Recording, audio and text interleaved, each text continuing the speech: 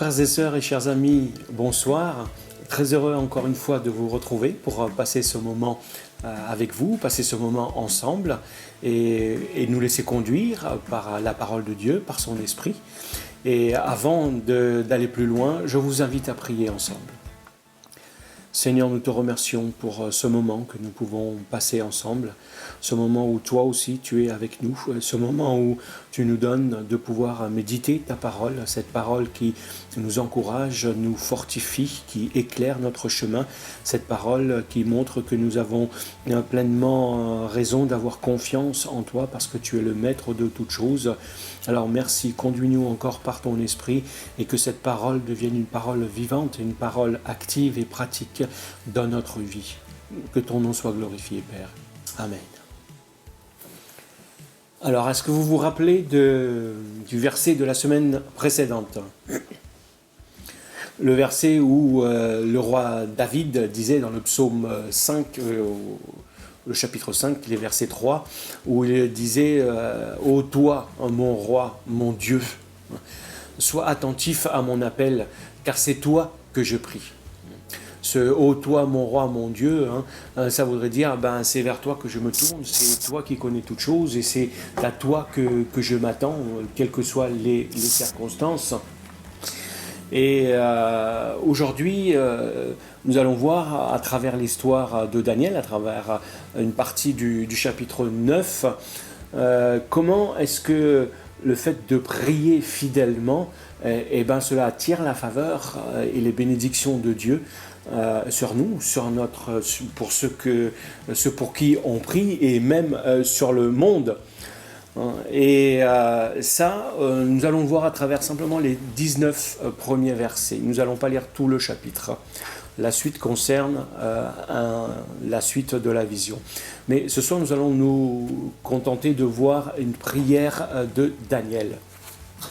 Est-ce que cela vous est déjà arrivé de participer à un jeu où c'est chronométré, où il y a un relais, où le premier doit aller pendant un certain temps et finir, et puis le deuxième, etc. etc.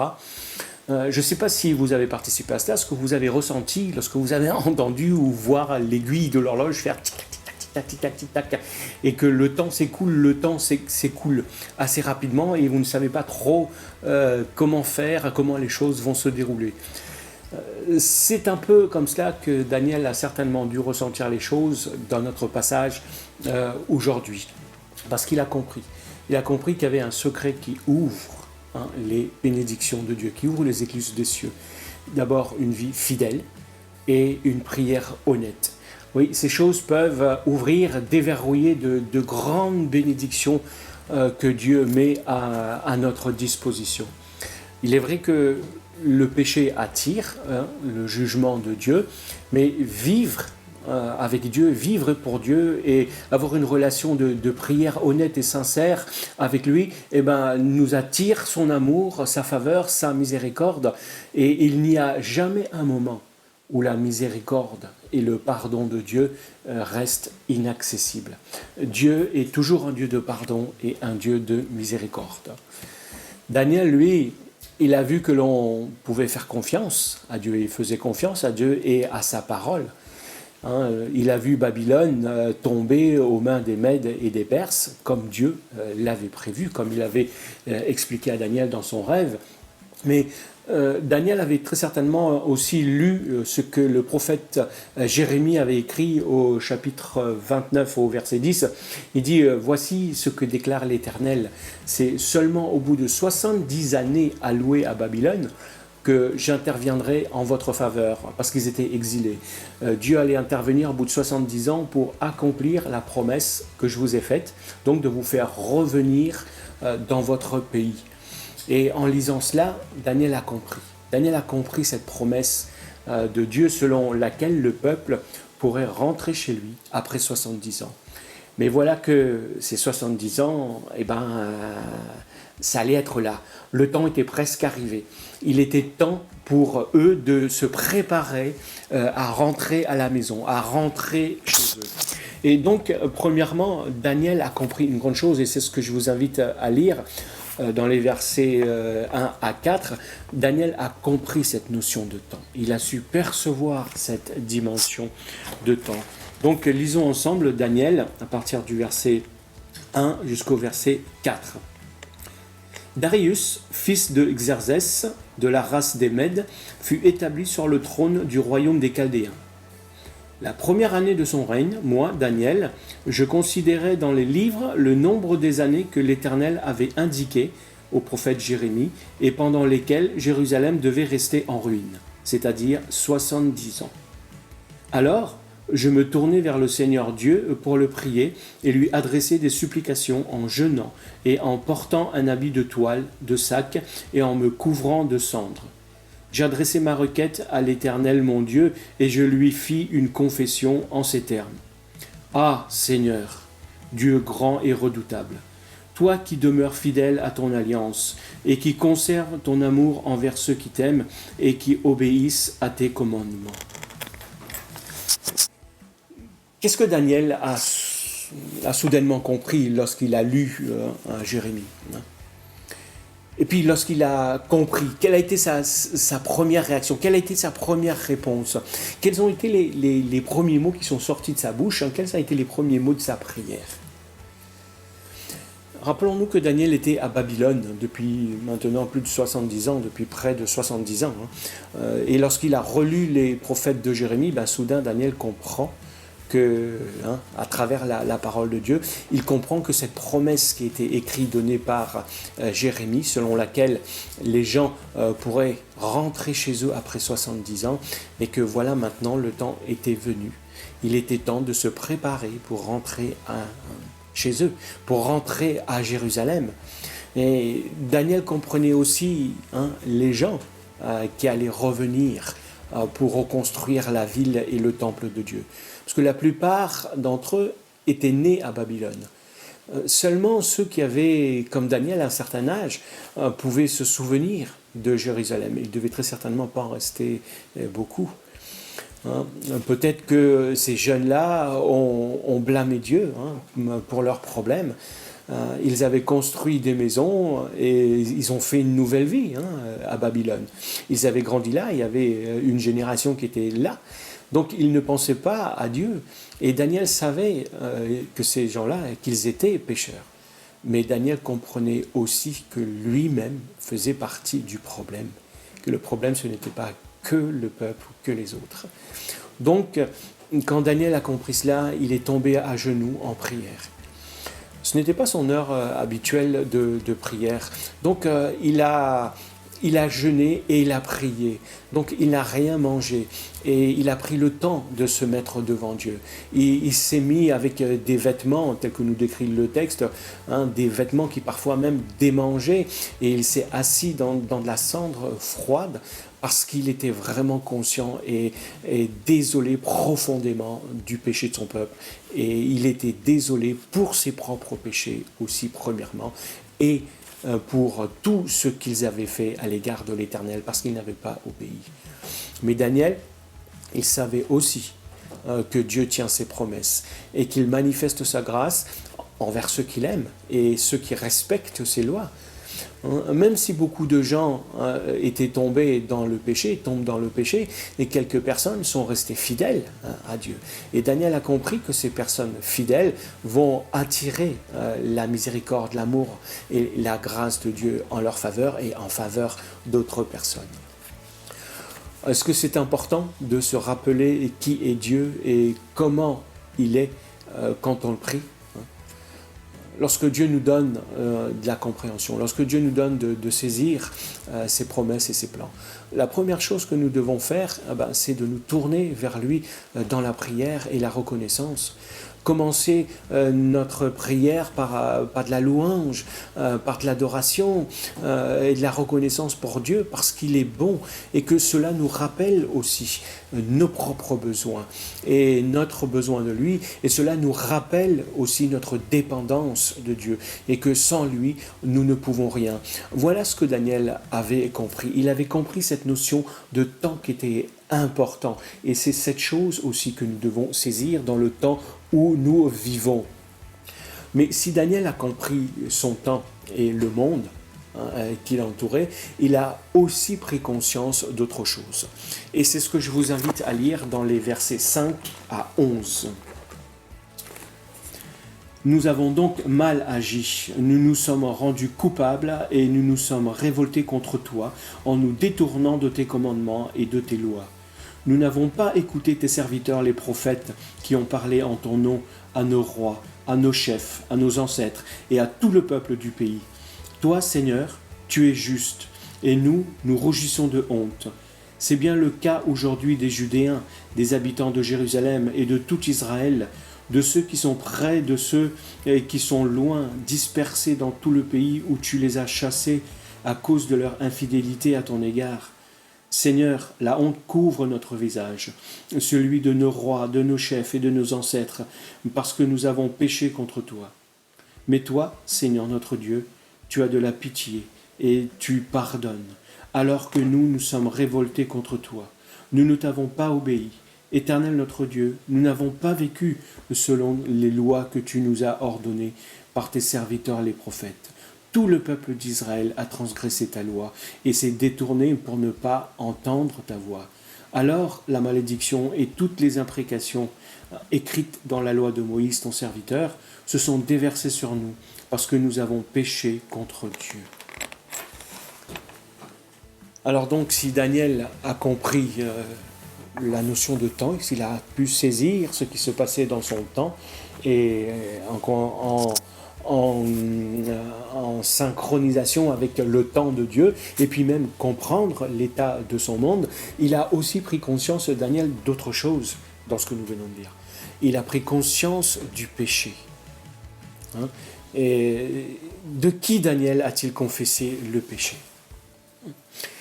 Daniel a pris les péchés, ses péchés et les péchés du peuple très au sérieux. Pour lui, ce n'était pas quelque chose de banal sur lequel on pouvait facilement passer un coup d'éponge.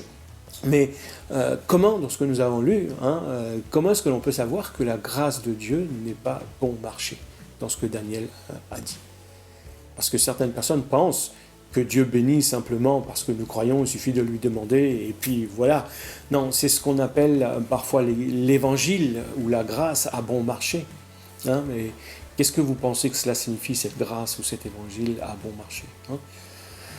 Dieu, lui, ne gaspille pas, il ne gaspille pas son temps, il ne gaspille rien d'ailleurs dans la vie d'un de ses croyants, d'un de ses enfants. Il utilise à la fois les bénédictions et les épreuves pour nous apprendre à nous rapprocher et à dépendre de lui. Mais la bénédiction de Dieu, ce n'est pas quelque chose qui a bon marché. Elle nous coûte, nous, quelque chose. Nous devons confesser nos péchés, nous détourner de nos péchés et obéir et aimer à Dieu. Et même cela coûte encore plus cher, cela a coûté cher à Dieu. Le don du pardon de Dieu lui a coûté la vie de son Fils, Jésus. Et maintenant, Dieu utilise chaque expérience de notre vie, que ce soit des expériences bonnes ou des expériences mauvaises, pour nous apprendre à dépendre de lui, pour nous attirer à lui.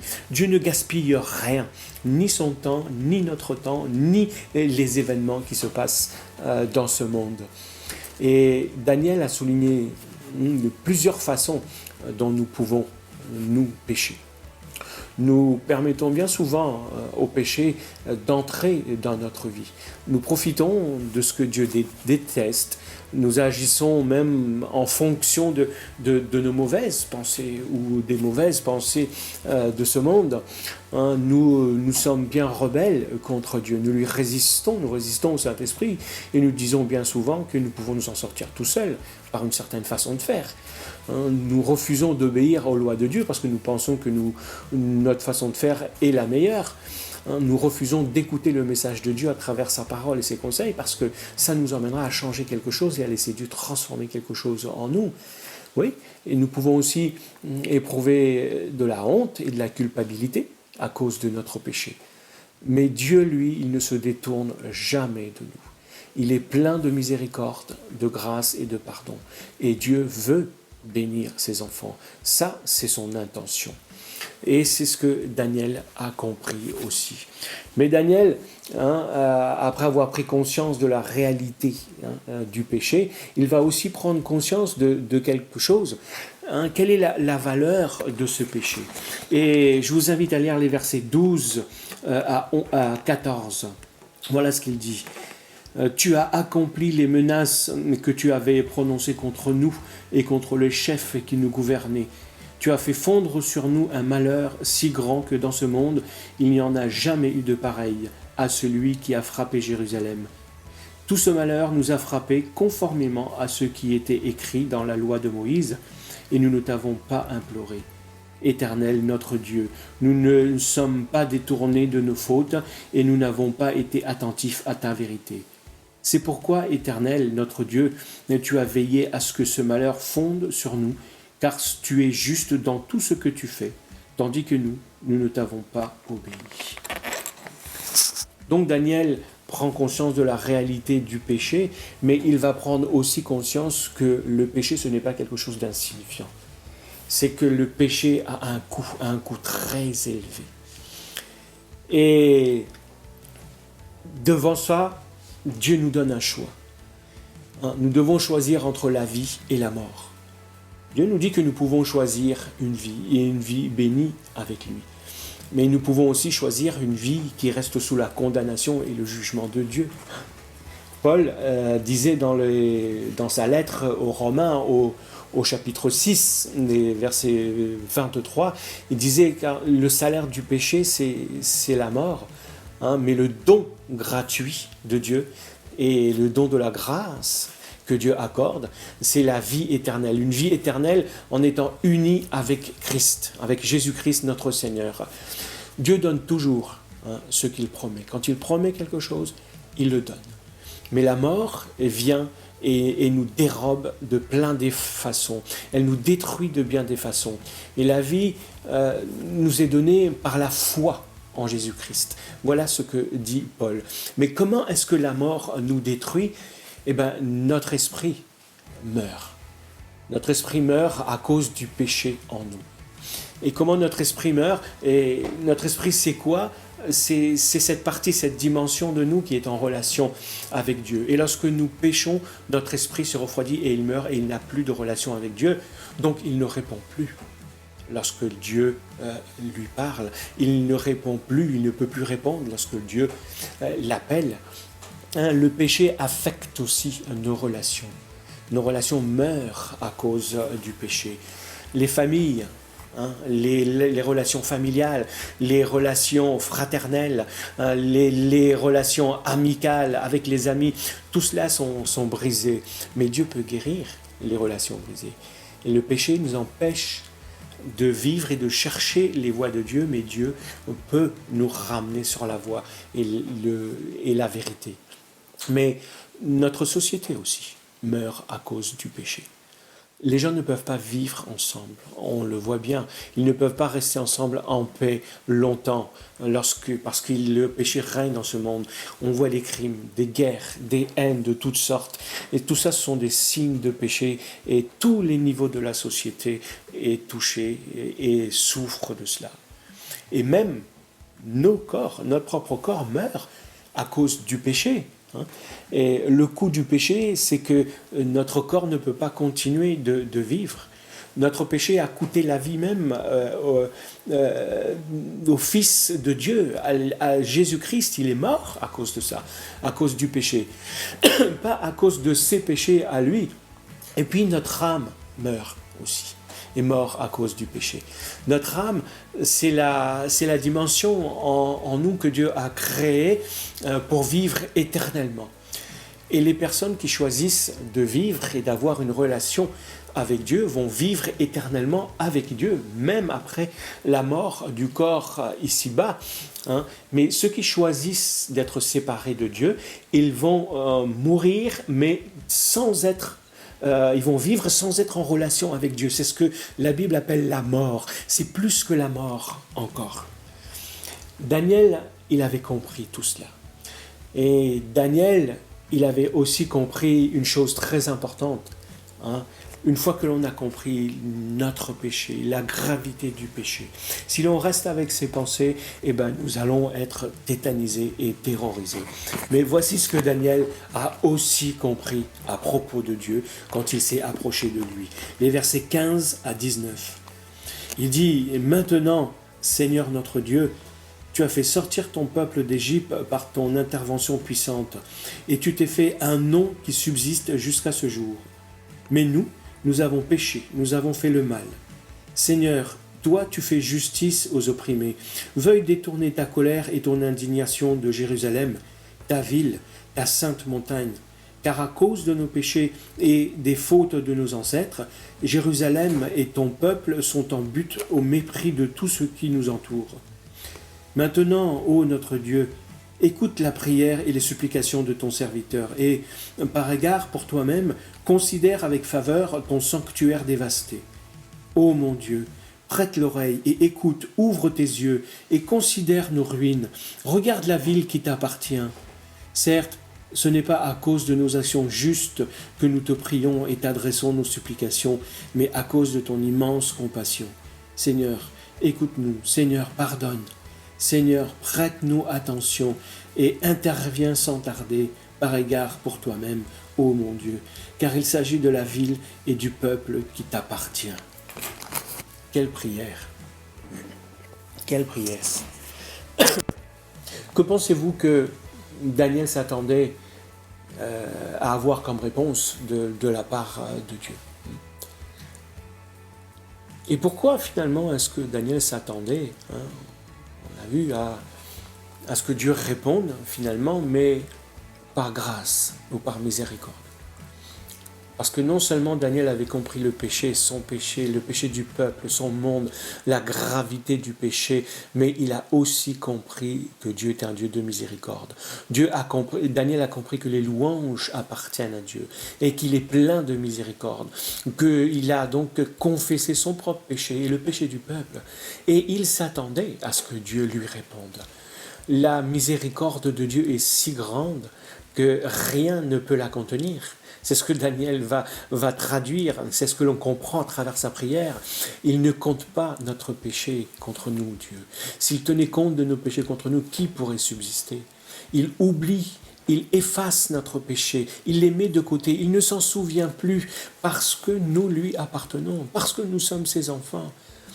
Et puis, quelles sont les raisons que Daniel a données à Dieu pour que Dieu pardonne son peuple? Est-ce que ces raisons sont aussi valables pour nous aujourd'hui?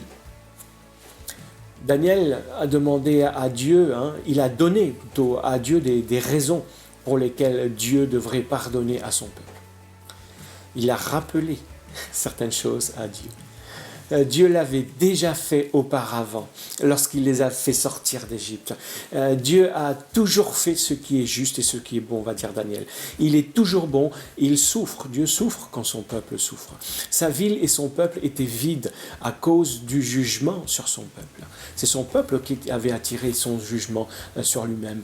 Mais Daniel savait que les gens ne pouvaient voir la puissance de Dieu que lorsque Dieu agit pour sauver son peuple. Daniel n'a pas demandé de pitié pour lui ni pour son peuple, parce que le peuple était bon ou meilleur que les autres. Non, il a simplement demandé la miséricorde de Dieu. Il a demandé à Dieu d'agir par égard à sa miséricorde et son alliance.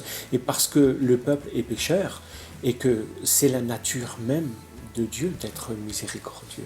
Voilà ce que Daniel a compris. Et qu'est-ce qu'il faut retenir dans cette belle confession, dans cette belle louange de Daniel pour nous aujourd'hui?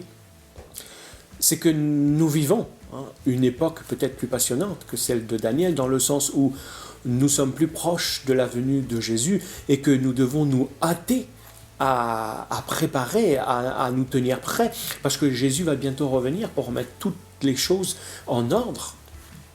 Mais lorsque nous regardons autour de nous, nous voyons plutôt un monde brisé.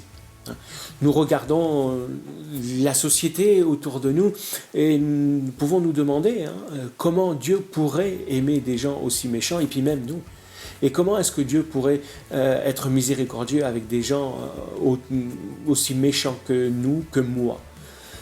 Peut-être que nous regardons nos propres péchés passés et pensons que Dieu ne pourra jamais pardonner à cause de la cruauté de ce monde, à cause de notre froideur, de notre rébellion. Mais Daniel nous montre que nous ne devons pas laisser ni le monde, pas un monde de péché, nous empêcher de nous approcher de Dieu et de le prier, et de ne pas laisser nos propres péchés passés et présents, nous empêcher de revenir à Dieu avec un cœur repentant. Rien ne peut nous empêcher, pas aucun péché dans ce monde. Et lorsque nous sommes confrontés à des difficultés, nous pouvons et nous devons demander à Dieu de nous en montrer la raison. Il peut vouloir que Dieu peut vouloir que nous apprenions quelque chose que nous ne pourrions pas apprendre autrement. Peut-être que Dieu veut que nous renoncions à notre orgueil, parce qu'il veut que nous apprenions combien aussi peut-être que le péché a un coût. Il veut aussi nous apprendre, certainement, à nous approcher de lui avec confiance, ou à confesser nos péchés à ses pieds, pas simplement devant tout le monde. Il n'est pas demandé à confesser ses péchés devant tout le monde, mais que nous puissions vivre selon la parole de Dieu et par son esprit.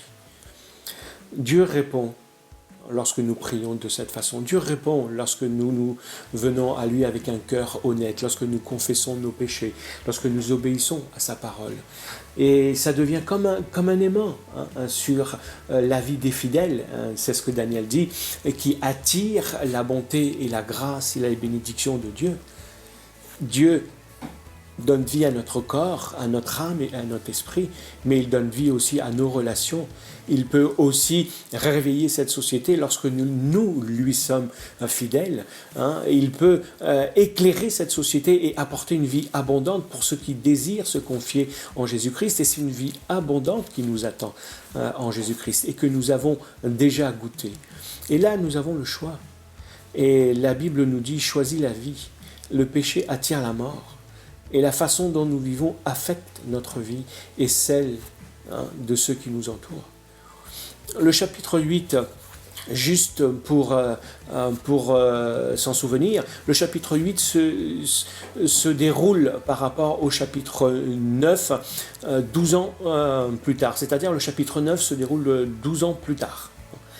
Et un an après cette vision, le premier groupe des Juifs est retourné à Jérusalem. Un an après que Daniel a fait cette prière. Et on s'est demandé combien d'entre ces Juifs ont choisi de rentrer à la maison. Et on trouve la réponse dans Esdras au chapitre 1er. Il nous dit que Dieu a agi et s'était préparé, et certains s'étaient préparés à partir. Il y avait près de 50 000 personnes dont l'Esprit avait répondu à l'appel de Dieu. Et pourquoi est-ce que ces gens-là voulaient aller à Jérusalem? Esdras nous dit que c'était pour reconstruire le temple de l'Éternel à Jérusalem. Ces gens-là étaient si enthousiastes et zélés dans leur esprit, dans leur cœur pour la maison de Dieu, que c'était devenu leur première priorité. Mais comment est-ce qu'ils allaient agir? Comment est-ce qu'ils pouvaient agir? Quels allaient être leurs moyens? Esdras continue et nous dit que tous leurs voisins leur sont venus en aide en leur donnant des objets d'argent, des objets d'or, de toutes sortes de biens, de bétail, des objets précieux, sans compter les offrandes volontaires des gens qui les avaient emmenés eux-mêmes. Ça pour vous dire quoi? Pour vous dire que Dieu avait répondu à la prière de Daniel, même un an après. Dieu avait travaillé dans le cœur des gens pour lesquels Daniel avait prié. Et Dieu avait pardonné leurs péchés. Ces gens-là se sont détournés de leurs péchés et se sont tournés vers Dieu. Et Dieu a mis en eux ce désir de retourner. Et Dieu a pourvu aux moyens. Donc ils ont consacré à Dieu leur vie et même leur richesse. Et ils ont fait passer Dieu en priorité. Alors, quelques sujets de réflexion pour notre méditation de ce soir. Lorsque vous lisez la parole de Dieu, est-ce que vous comprenez mieux le monde qui vous entoure et les chemins que prend ce monde? Sinon, pourquoi? Deuxièmement, est-ce que vous êtes prêt à faire une prière comme Daniel, une prière honnête, une confession à cœur ouvert devant Dieu concernant votre propre état et l'état de ce monde? Troisième question, est-ce que vous avez déjà laissé vos péchés passer, vous empêcher de vous tourner vers Dieu pour obtenir son pardon? Est-ce que ce péché vous retient? Quatrièmement, que faudrait-il pour que Dieu attire votre attention? Sa parole? Ses serviteurs? Un grand bouleversement cosmique? Des difficultés? La souffrance? Cinquième question, qu'est-ce que vous pouvez ressentir en sachant que la bénédiction de Dieu sur votre famille, sur vos amis, sur le monde, dépend en partie de votre fidélité à l'égard de Dieu? Je vais vous laisser avec le verset à mémoriser donc pour aujourd'hui. C'est ce dernier verset que nous avons lu pour ce soir, Daniel chapitre 9, verset 19, qui dit « Seigneur, écoute-nous. Seigneur, pardonne. Seigneur, prête-nous attention et interviens sans tarder, par égard pour toi-même et, ô mon Dieu, car il s'agit de la ville et du peuple qui t'appartient. » Je veux le relire parce qu'il est vraiment profond, ce texte. Seigneur, écoute-nous, pardonne-nous, Seigneur, prête-nous attention et interviens sans tarder par égard pour toi-même, ô mon Dieu, car il s'agit de la ville et du peuple qui t'appartient. Je vais vous inviter à terminer par la prière et que Dieu nous aide à pouvoir lui exposer nos propres péchés, nos propres fautes, et puis de lui demander d'agir aussi pour les péchés des autres. Et Dieu interviendra aussi en leur faveur. Seigneur, c'est vrai que lorsque nous nous présentons devant toi, nous ne pouvons que dire « malheur à moi » parce que nous sommes impurs. Seigneur, tu es ce Dieu qui nous fait grâce et qui pardonne nos péchés, qui pardonne aussi les péchés de nos proches, ceux que l'on connaît. Seigneur, tu es ce Dieu de miséricorde par-dessus toute chose. Tu ne tiens pas longtemps, Seigneur, le jugement. Tu ne tiens pas longtemps, Seigneur, ta main loin de nous parce que nous avons fauté. Mais tu es ce Dieu qui s'empresse d'agir lorsque nous te confessons nos péchés. Tu es ce Dieu de pardon et de miséricorde. Alors, Seigneur, ce soir, bénis ceux qui ont besoin de ton pardon, Seigneur. Bénis tous ceux qui, Seigneur, reconnaissent que tu es ce Dieu capable de les restaurer, aider, de les relever, parce que tu es un Dieu qui est bon, parce que tu es un Dieu qui est miséricordieux, parce que tu es un Dieu qui est rempli d'amour, tu es un Dieu de grâce. Nous ne méritons rien devant toi. Ce n'est pas en fonction de nos mérites que nous te demandons tout cela, mais en fonction de l'alliance que tu as conclue avec nous en Jésus-Christ. Alors merci pour l'Esprit qui vit en nous et qui nous anime et qui rend gloire à ton nom, Père. Amen.